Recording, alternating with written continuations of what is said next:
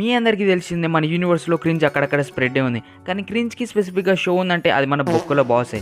ఎందుకంటే దీన్ని చూసిన తర్వాత మీ బ్రెయిన్లోనో హార్ట్లోనో బొక్క పడచ్చు. అసలు ఈ షోలో ఎంత క్రింజ్ ఉంటుందంటే ఆ క్రింజ్ వల్లనే అసలు ఆ షో నడుస్తుంది. ఈ క్రింజ్ షో చాలా ప్రీ ప్లాన్డ్ ఉంటుంది. ఎందుకంటే దీనికి తగినంత కంటెస్టెంట్స్ని తీసుకొని ప్రతి ఒక్క సంవత్సరం వాళ్ళతోటి క్రింజ్ చేపించి వాళ్ళ టీఆర్పీని పెంచుకుంటారు. ఆ షో వల్ల మనకి ఏమైనా ఎంటర్టైన్మెంట్ వస్తుందా అంటే అది కూడా ఉంటుంది. ఆ షో చూస్తే బుర్ర పాడి మెంటల్గా అన్స్టేబుల్ అయ్యి పిచ్చోలు అయ్యే అవకాశం కూడా ఉంది. సో వీడియోని ఇప్పుడే లైక్ చేయండి. ఈ వీడియో చాలా మంది దగ్గర రీచ్ అవ్వాలి. సో ఇక చెయ్యాల్సిందే మా రోస్ట్. సో బిగ్ బాస్ 8ని రోస్ట్ చేద్దామని నాకు ఆలోచన వచ్చింది అండ్ చేద్దామని అనుకున్నా.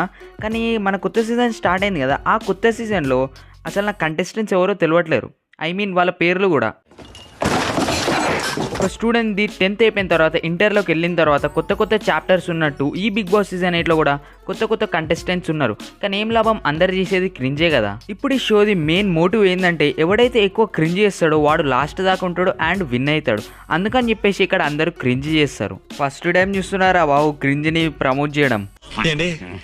తెలియకడుగుతున్నాను, ఇదో బతుక చెప్పండి. స్టార్టింగ్ లో మన నాగార్జున సార్ ఇంట్రడక్షన్ చేస్తాడు బ్రో, మొత్తం యానిమల్స్ ఇంట్రడక్షన్ చేస్తాడు అనమాట బిగ్ బాస్ 8లకి. సాగర్ కన్యల్, oh my god, Marvel level VFX చూపెట్టేసారు కదరా బాబు. నీ స్మైల్ కి నాకు నీ మీద ఉన్న లవ్ కి. ఈమె పేరే యష్మి. వచ్చుడొచ్చుడికే క్రింజ్ తోటి స్టార్ట్ చేసింది అండ్ మన నాగార్జున సార్ తోటి కూడా క్రింజ్ చేపించింది. మరి పాయింట్లెస్ గా మన నాగార్జున సార్ ఇది చేయాల్సిన అవసరం ఏముంది? అరే మర్చిపోయినా, ఈ షోలో సెన్సే ఉండదు. ఇంకా పాయింట్ ఎక్కడ నుంచి ఉంటుంది? నీకు లిమిట్లెస్ గా ఏమి కావాలనుకుంటున్నావు? మనశాంతి. మేబీ బ్రో నువ్వు రాంగ్ అడ్రస్కి వచ్చినావు అనుకుంటా. ఈ షోలో నీకు మనశాంతి అనేది ఉండదు. ఈ షోలో నీకు మొత్తం క్రింజే ఉంటుంది. క్రింజ్ వినిపిస్తుంది, క్రింజ్ కనిపిస్తుంది. నువ్వు ఏ యాంగిల్లో చూసుకునేట క్రింజ్ మాత్రం ఉంటుంది కానీ నీకు మనశ్శాంతి ఉండదు బ్రో. నాకు తెలిసి భయ గూగుల్ మ్యాప్స్ ని సీరియస్ గా ఫాలో అయినట్టున్నాడు, అందుకే రాంగ్ అడ్రస్ లో పడ్డాడు. నీకు లిమిట్లెస్ గా ఏం కావాలి?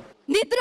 షోకే సెన్స్ లేదనుకున్నా, కానీ లోపల ఉన్న వాళ్ళకి కూడా సెన్స్ లేదని ఇప్పుడే తెలిసింది. మరి కామెడీ కాకపోతే ఒకరేమో వచ్చి మనశాంతి కావాలంటారు, ఇంకోరేమో వచ్చి నిద్ర కావాలంటారు. అంటే మీరు బిగ్ బాస్ గురించి తెలుసుకున్న తర్వాత ఎట్లాంటి ఆన్సర్లు ఇస్తారంటే ఇక మీరు తప్పకుండా మెంటల్ హాస్పిటల్ నుంచి అయినా వచ్చి ఉండాలి, లేకపోతే బిగ్ బాస్ నుంచి అయినా వచ్చి ఉండాలి మళ్ళా.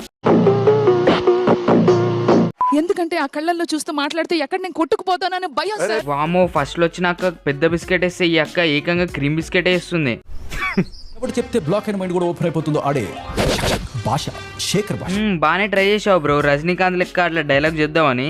కానీ రజనీకాంత్ హెచ్డి క్లారిటీలో ఉంటే ఇది 144pలో ఉంది. ఇప్పుడు ఈ భయ వచ్చుడికి ఒక జోక్ వేసిండు చూడండి. నన్ను కనుక శత్రువుగా చూసారంటే మాత్రం బిగ్ బాస్ టైటిల్ నేను పట్టుకెళ్ళిపోతాను. ఎందుకు అంటే ఈసారి బిగ్ బాస్ 8. ఓకే, నిజం చెప్తున్నా కదా, 4 years గ్రాడ్యుయేషన్ కంప్లీట్ చేసి పిహెచ్డి చేసిన తర్వాత కూడా నీ జోక్ ఇవ్వడానికి అర్థం కాదు బ్రో. కానీ hats off bro, hats off. నీ జోక్ కి నవ్వు రాకపోయినా నవ్విరు చూడు, వాళ్ళకి హ్యాట్స్ ఆఫ్ అంటున్నా. మన పేరు ఎలా ఉంటుందంటే బక్క బేబక్క.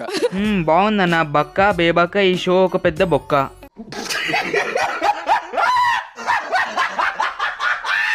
ఈసారి సీజను అరిపిస్తాం. I can see that. అర్పిచ్చేస్తాం, పిచ్చెక్కిచ్చేస్తాం. అందుకే అక్క ఫస్ట్ నువ్వు ఎలిమినేట్ అయినావు. అందరికి బేబక్, కానీ మీకు మాత్రం నేను బేబ్. అబ్బా బాబా, ఏం నవ్వినా ఒక వచ్చినప్పటి నుంచి బిస్కెట్లు వేసుడు తప్ప ఏం లేదు. బాగుంది, నిజంగా బాగుంది. బాగుందనా? నిజం బాగుంది. 7th క్లాస్ నుంచి నాన్న కష్టాలు పడ్డా, మీకు తెలియదు. ఈ భయ పేరే నాగ్ మణికంఠ అనమాట. ఈ భయ మాట్లాడడం కంటే ఎమోషనల్ డ్యామేజ్ ఎక్కువ చేస్తాడు. మదర్ చచ్చిపోయింది, కట్టా పేర్చడానికి డబ్బులు అడుక్కొని వచ్చి మా అమ్మ వాడిని పేల్చుకోవాల్సి వచ్చి.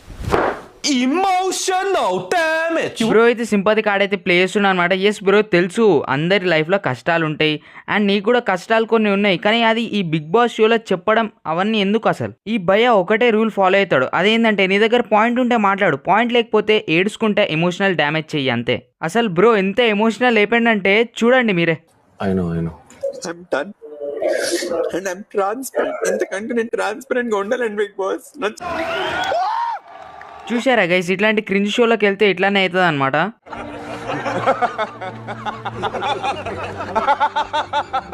సో మన నెక్స్ట్ కంటెస్టెంట్ దగ్గరికి వచ్చేస్తే మన విష్ణుప్రియ అక్క అనమాట. సో మన విష్ణుప్రియ అక్క ఇంకా మన నాగార్జున సార్ ఇద్దరు సేమే.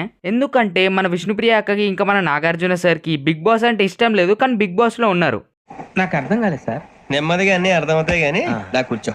ఎందుకంటే మన విష్ణుప్రియ అక్క ఇంకా మన నాగార్జున సార్ కొన్ని ఇంటర్వ్యూస్లో ఇలా అన్నారు, I don't like the concept of big boss. నా లైఫ్ లో వాళ్ళు ఎన్ని కోట్లు ఇచ్చినా నేను వెళ్ళను. బిగ్ బాస్ గురించి వద్దులే, బ్యాడ్ గా మాట్లాడతా. I'm not big boss person. నేను చిన్నప్పటి నుంచి కూడా ఎప్పుడు చూడలేదు. వద్దు. I don't like. బాబా ఇంత తొందరగా డెసిషన్ చేంజ్ చేసిరుగా, ఫ్లాష్ కంటే ఫాస్ట్ ఉన్నట్టున్నారు. సో ఇదన్నమాట వీడియో ఎట్లా అనిపించిందో కమెంట్ చేయండి. అండ్ నెక్స్ట్ వీడియో ఏం చేయాలో కూడా చెప్పండి కమెంట్స్లో. సో వీడియోని సెలెక్ట్ చేయండి, ఛానల్కి సబ్స్క్రైబ్ అవ్వండి. కలుద్దాం మళ్ళీ.